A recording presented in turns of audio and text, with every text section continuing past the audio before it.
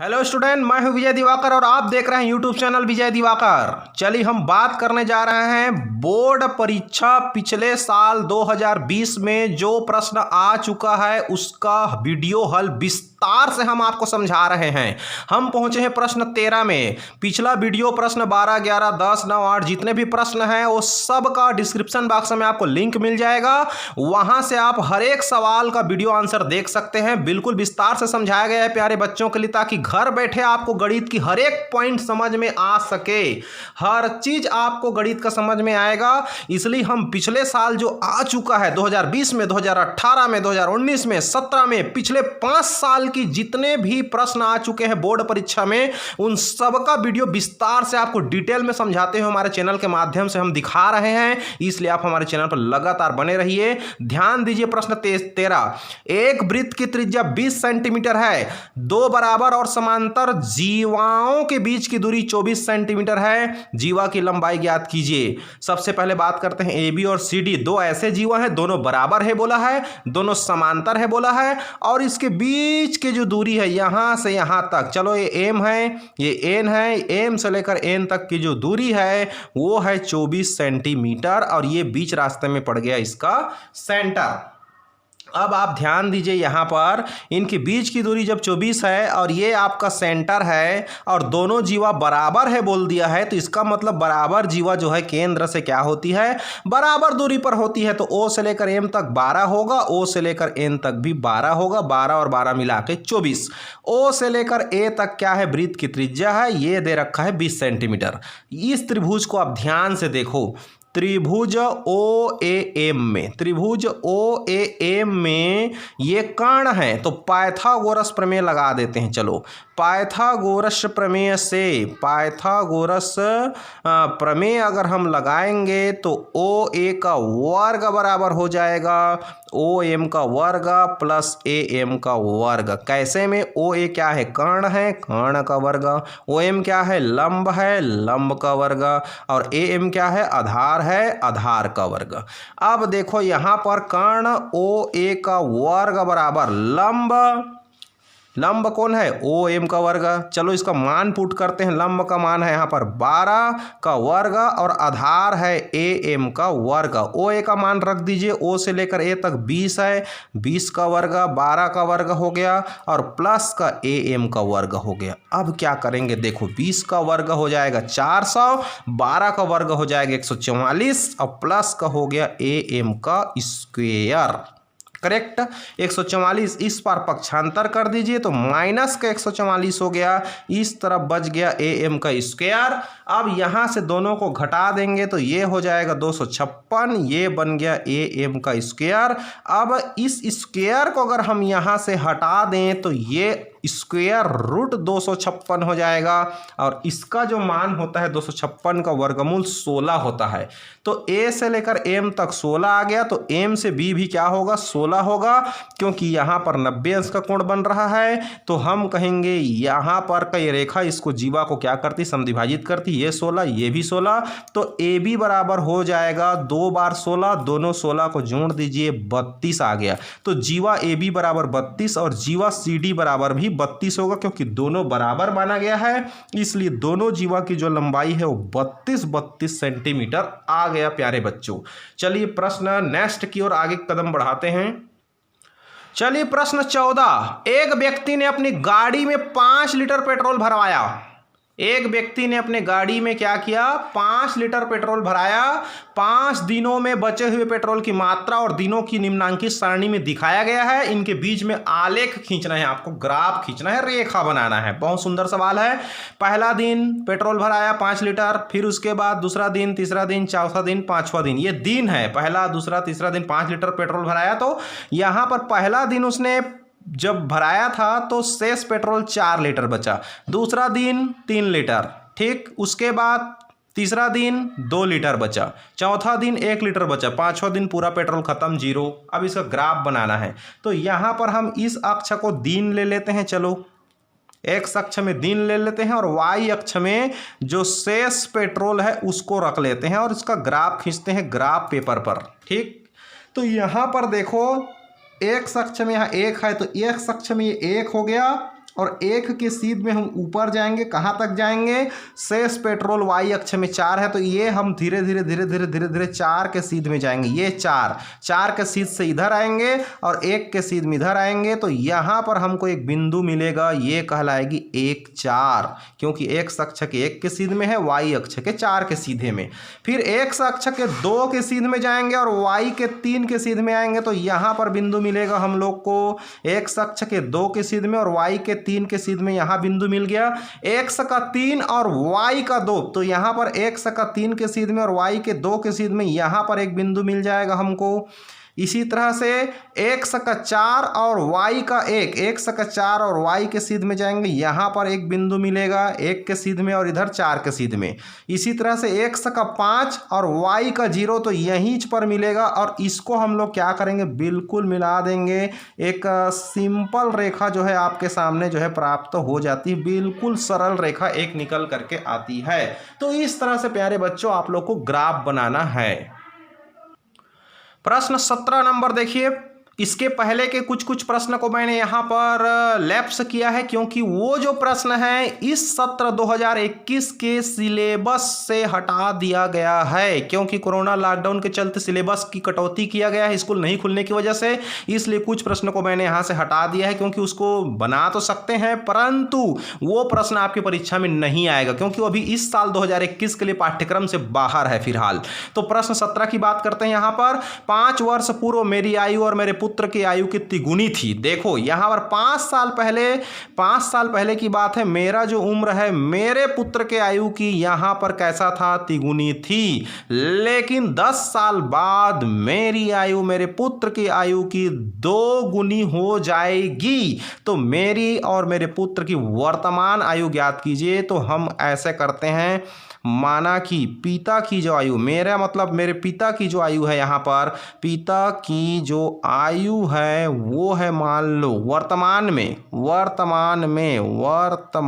में प्रेजेंट में x वर्ष है, और मेरे जो पुत्र है उस पुत्र की आयु, पिता की आयु x हो गया, पुत्र की आयु को मान लेते हैं यहाँ पर y वर्ष, वर्तमान आयु। करेक्ट, वर्तमान आयु दोनों का x y मान लिया। लेकिन प्रथम शर्त से, जो पहला शर्त है प्रश्न में, देखिए पहला शर्त कहता है 5 साल पहले पिता की जो आयु है, प्रथम शर्त कहता है 5 वर्ष पहले की बात है। चलो मान लो अभी पिता 50 साल का है, तो 5 साल पहले तो 50 का नहीं रहा होगा, 5 साल पहले वो 45 का था। मान लो पुत्र अभी 20 साल का है, तो 5 साल पहले वो 15 साल का था, मतलब 5 घट जाएगा। पहले कहेगा तो 5 घटेगा और बाद कहेगा तो जुड़ता है। तो यहाँ पर प्रथम शर्त ये कहता है 5 साल पहले पिता की जो आयु है वो जो है पुत्र की जो आयु है उस पुत्र की आयु का क्या था, तिगुना। पुत्र की आयु जितना है उसका 3 गुना। तो पिता की आयु जो है यहाँ पर मैं मान लिया आपके लिए x, लेकिन 5 साल पहले की बात है इसलिए 1 ऋण 5 बराबर 3 गुणित पुत्र की जो आयु है वो है y है वर्तमान में, लेकिन 5 साल पहले की बात है इसलिए y-5 करना पड़ेगा और इसमें 3 का गुणा करना पड़ेगा, क्योंकि पिता की आयु पुत्र की आयु का 3 गुना है इसलिए इसमें 3 का गुणा कर दिया। इसको हल कर दीजिए, x ऋण 5 और ये हो जाएगा 3y, 3 पंचे 15, पक्षांतर कर दीजिए, 3y इधर आएगा, ऋण का 3y, ऋण का 15, ऋण 5 इधर आया, धन का 5 हो गया, x ऋण 3y बराबर 15 में 5 गया तो ऋण का 10 हो गया। ये आप चाहें तो इस 10 को इस तरफ पक्षांतर भी कर सकते हैं। ये बना दीजिए समीकरण नंबर पहला। अब समीकरण दूसरा तैयार होगा। दूसरा शर्त क्या कहता है, ध्यान दीजिए। दूसरा शर्त कहता है 10 वर्ष बाद जो है फादर्स जो एज है, पिता के जो आयु है वो पुत्र आयु का कैसा है, 2 गुनी हो जाएगा बोला है। 10 साल बाद पिता की आयु पुत्र की आयु का दुगुना। अभी पिता की आयु 100 है लेकिन 10 साल बाद 100 धन 10 होगा। पुत्र की आयु y है लेकिन 10 साल बाद 10 साल को जोड़ दीजिए और ये 2 गुना कर दीजिए। सॉल्व कर दीजिए। 100 धन 10, 2 का गुणा y से 2y, 2 दहम 20, पक्षांतर कर दीजिए। 1 ऋण 2y बराबर 20 ऋण 10, तो 1 ऋण 2y बराबर हो जाएगा 20 में 10 गया तो 10। ये हो गया समीकरण नंबर दूसरा। अब दोनों समीकरण को हल करेंगे। पहला और दूसरा को चलो घटाता हूं मैं। 1 ऋण 3y बराबर ऋण का 10 और दूसरा समीकरण है 1 ऋण 2y बराबर है धन का 10। दोनों को घटाने पर चिन्ह बदल जाएगा। ये 1 में 1 कट जाएगा। 3y ऋण का, 2y धन का, घट गया तो ऋण का y आ गया। ऋण 10, ये भी ऋण 10 हो गया, ऋण का 20 हो गया। y का मान दोनों ऋण कट गया तो 20 आ गया। y मतलब पुत्र की आयु 20 साल। इस y के मान को चलो दूसरा समीकरण में रख देते हैं। 1 ऋण 2 गुणित दूसरा समीकरण में रख रहा हूं y के जगह 20 बराबर 10। 1 ऋण 20 दूनी 40 बराबर 10, तो 1 बराबर हो जाएगा 10 धन 40 और 40 और 10 हो गया 50। तो 1 क्या है? पिता की आयु है। पिता की वर्तमान आयु, पिता की वर्तमान आयु, पिता की वर्तमान आयु निकल गया 1 बराबर कितना?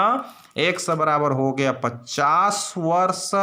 और यहाँ पर मैं लिख देता हूँ मेरे पुत्र की जो वर्तमान आयु है ये निकल करके आया y बराबर यहाँ पर निकला है 20 वर्ष।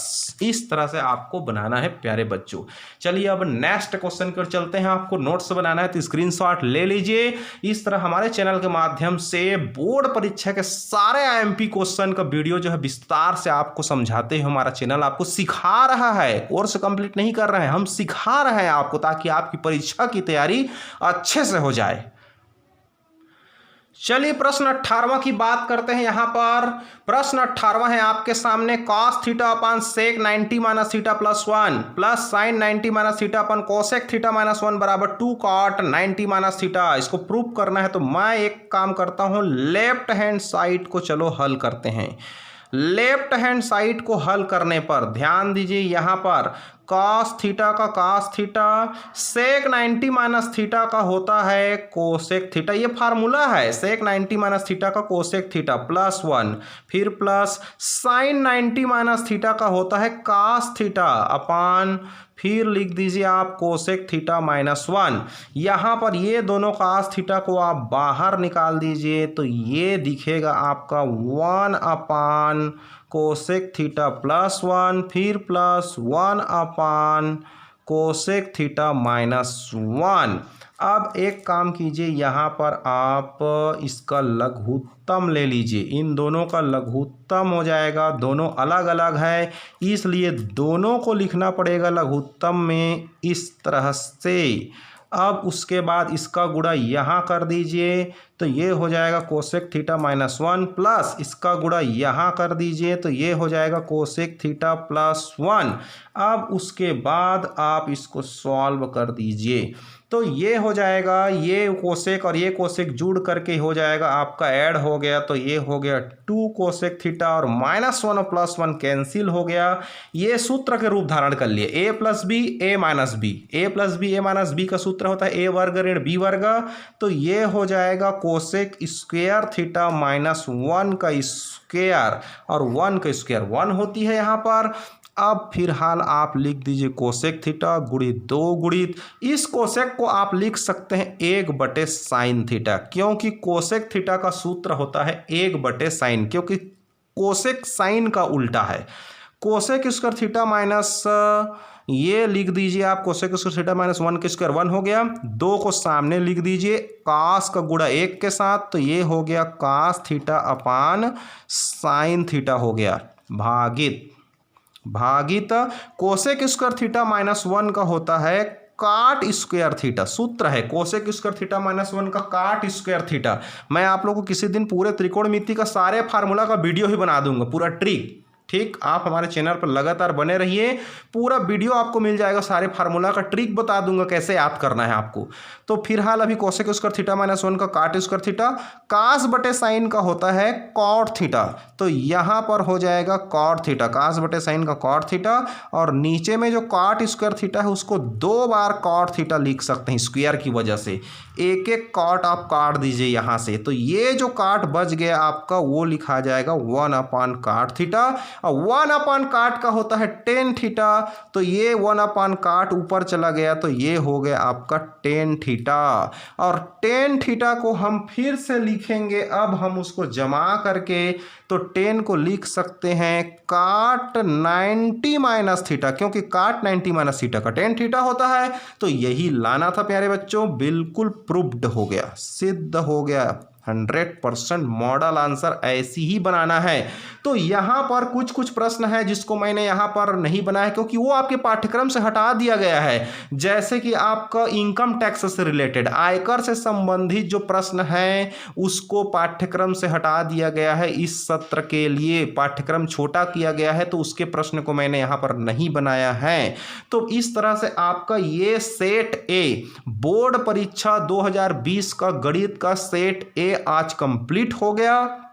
जितना भी मैंने प्रश्न बताया है, प्रश्न 1 से लेकर 18 तक, बिल्कुल सारे सवाल का आप तैयारी कीजिए, अच्छे से पढ़िए, बेस्ट आप लोग पूरा वीडियो देख देख करके बार बार देखिए, बिल्कुल समझ में आएगा, हमारा चैनल आपके साथ है बिल्कुल, और इस तरह से आप हमारे चैनल पर लगातार बने रहिए, और एक से बढ़कर के एक परीक्षा में आने लायक मोस्ट इंपॉर्टेंट क्वेश्चन का वीडियो हमारे चैनल आपके सामने लेकर के आ रहा है जो परीक्षा में आने जा रही है। तो इस तरह से परीक्षा में आने लायक सवाल का वीडियो पाने के लिए, सॉल्यूशन पाने के लिए, समझने के लिए आप हमारे चैनल को सब्सक्राइब कर दीजिए, बेल आइकन को दबाइए, ताकि आपको इंपॉर्टेंट क्वेश्चन का वीडियो सॉल्यूशन मिल सके notification.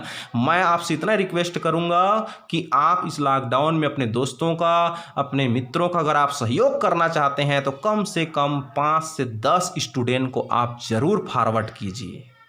Thank you so much.